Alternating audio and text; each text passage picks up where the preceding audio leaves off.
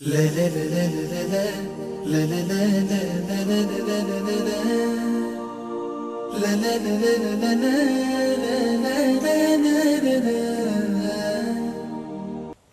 व नसल्ली अला रसूलिल करीम। मुअज़्ज़ज़ नाज़रीन इकराम, अस्सलामु अलैकुम व रहमतुल्लाहि व बरकातुहू।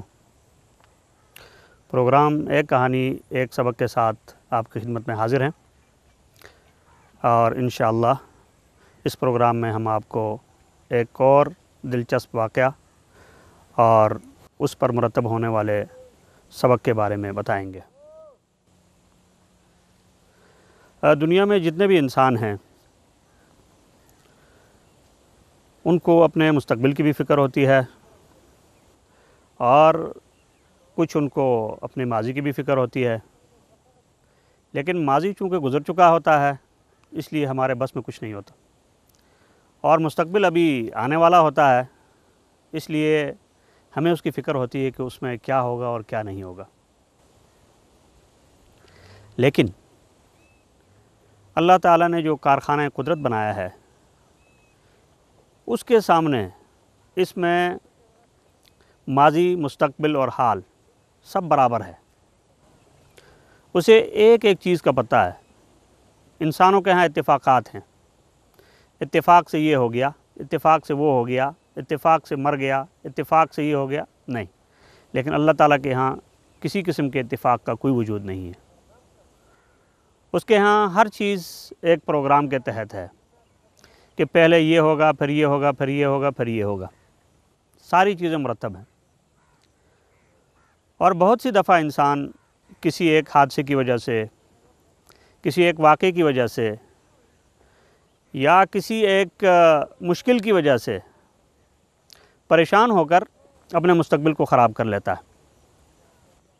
हालांकि उसे ऐसा कभी नहीं करना चाहिए, बल्कि उसे तकवीनी उमूर जिस तरह चल रहे हैं उसके मुताबिक अपनी सोच को आगे बढ़ाना चाहिए और कभी भी ज़िंदगी में आने वाली किसी मुश्किल को अपने मुस्तक़बिल के लिए रास्ते का रोड़ा नहीं बनाना चाहिए। आइए हम आपको एक वाक़या सुनाते हैं। कुरान करीम में बहुत मशहूर वाक़या मज़कूर है हज़रत ख़ज़िर और हज़रत मूसा अलैहिस्सलाम का, कि हज़रत मूसा अलैहिस्सलाम हज़रत ख़ज़िर के पास गए और उनसे कहा कि अल्लाह ताला ने आपको जो इल्म दिया है मैं उससे कुछ सीखना चाहता हूँ। तो हज़रत ख़ज़िर ने उनसे कहा कि आप मेरे साथ नहीं चल सकते और जो इल्म मेरे पास है वो इल्म हासिल करना आपके लिए मुश्किल है। तो हज़रत मूसा अलैहिस्सलाम ने सवाल किया कि क्यों मुश्किल है? हज़रत ख़ज़िर ने बताया कि जिस चीज़ का आपको पता नहीं है आप उसके ऊपर सब्र कैसे करेंगे? लेकिन हज़रत मूसा अलैहिस्सलाम ने फरमाया कि इंशाअल्लाह आप देखेंगे कि मैं सब्र करूँगा। चुनांचे हज़रत ख़ज़िर के साथ हज़रत मूसा अलैहिस्सलाम का सफ़र शुरू हुआ और जाते जाते रास्ते में दरिया आया। दरिया से पार जाने के लिए कश्ती पर सवार हुए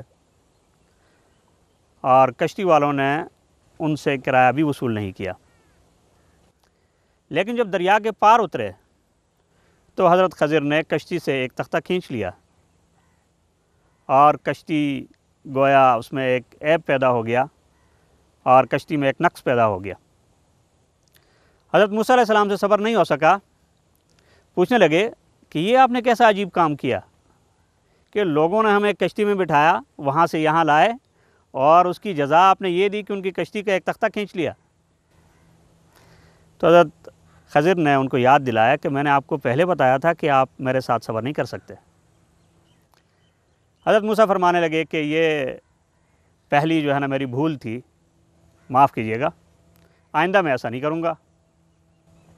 हज़रत ख़ज़िर ने फरमाया ठीक है। उसके बाद आगे सफ़र शुरू किया तो रास्ते में देखा कि कुछ बच्चे खेल रहे हैं। हज़रत ख़ज़िर ने एक बच्चे को पकड़ा और उसको एक थप्पड़ मारा और बच्चा वहीं पे मर गया। हज़रत मूसा अलैहिस्सलाम नहायत हैरान हुए कि ये क्या माजरा है اور کہنے لگے کہ جی آپ نے تو بہت عجیب کام کیا کہ ایک بے گناہ آدمی کی جان آپ نے لے لی۔ حضرت خضر نے پھر وہی بات یاد دلائی کہ بھئی میں نے آپ سے کہا نہیں تھا کہ آپ میرے ساتھ صبر نہیں کر سکو گے؟ تو فرمانے لگے کہ بس یہ دوسری بات تھی، اگر تیسری بار میں ایسا کروں تو پھر آپ کو حق حاصل ہے کہ آپ مجھے اپنے سے جدا کر دیں۔ یہاں سے آگے چلے اور ایک گاؤں میں داخل ہوئے، اور گاؤں میں داخل ہونے کے بعد وہاں کے لوگوں سے ضیافت کے طلبگار ہوئے، کیونکہ اس زمانے میں ہوٹل یا اس طرح کی چیزیں نہیں ہوتی تھیں جہاں پہ آدمی جائے اور خود سے کھانا کھائے۔ تو گاؤں والوں نے ضیافت سے انکار کیا، اور یہ وقت بھی بڑا عجیب ہے کہ بھوک لگ رہی ہے اور کھانے کا کوئی انتظام نہیں ہے، اور اسی پہ آگے چلے جا رہے ہیں۔ آگے جا کے دیکھا کہ ایک دیوار ٹیڑھی ہو رہی اور گرنے کے قریب ہے۔ حضرت خضر نے حضرت موسیٰ علیہ السلام سے کہا چلو بھئی اس دیوار کو سیدھا کرتے ہیں۔ دونوں لگے اور دیوار کو سیدھا کر دیا اور اس کو درست کر دیا۔ تو حضرت موسیٰ علیہ السلام سے پھر نہ رہا گیا، فرمانے لگے کہ بھئی کم از کم اس کی اجرت تو لے لی ہوتی، کہ ایک تو گاؤں والوں نے ہماری ضیافت نہیں کی، ہمیں کھانا پینا نہیں دیا، اور دوسرے آپ وہاں کی گرتی ہوئی دیواروں کو بھی سیدھا کر رہے ہیں، تو چلو اسی اجرت لے لیتے ہم، اجرت تو ہمارے لیے درست تھی۔ تو حضرت خضر فرمانے لگے کہ بھئی بس یہ تیسری بات ہو گئی، اور اب میرا اور آپ کا یہ سفر جو تھا وہ ختم ہو گیا، ہم ایک ساتھ نہیں چل سکتے۔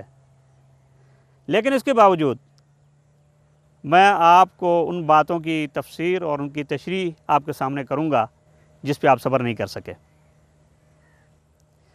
تو حضرت خضر نے بتایا کہ وہ جو کشتی تھی اس میں سے تختہ نکالنے کی وجہ یہ تھی کہ یہ غریب مسکین لوگ ہیں جو دریا میں کشتی چلا کے اپنی مزدوری کرتے ہیں، اور آگے ایک بادشاہ ہے جو ہر اچھی کشتی کو لے لیتا ہے۔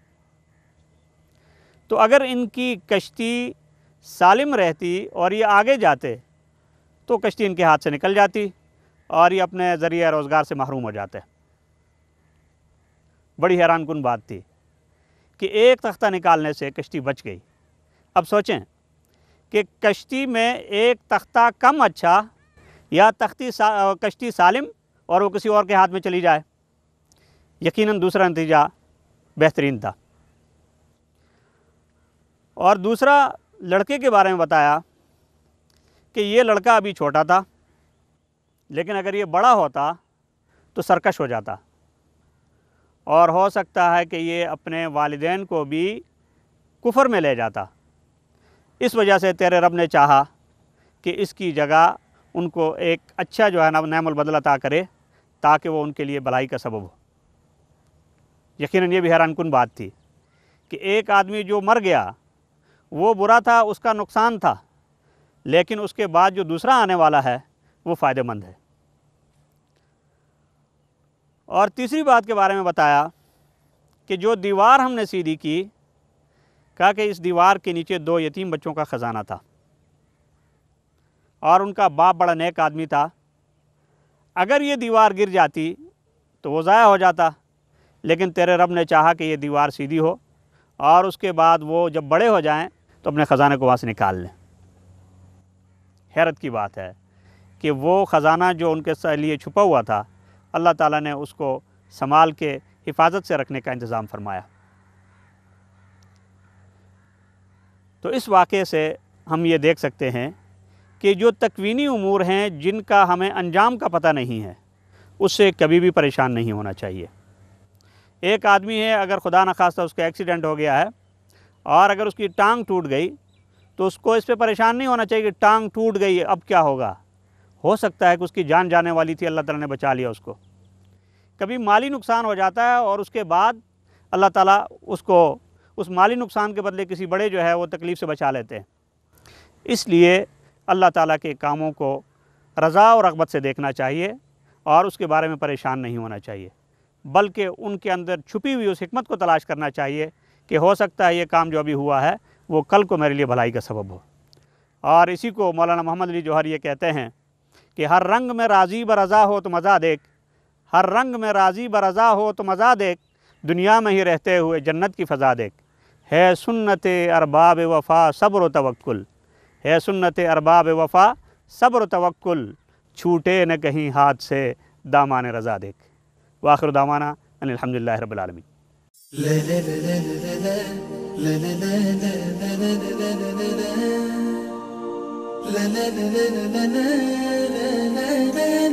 la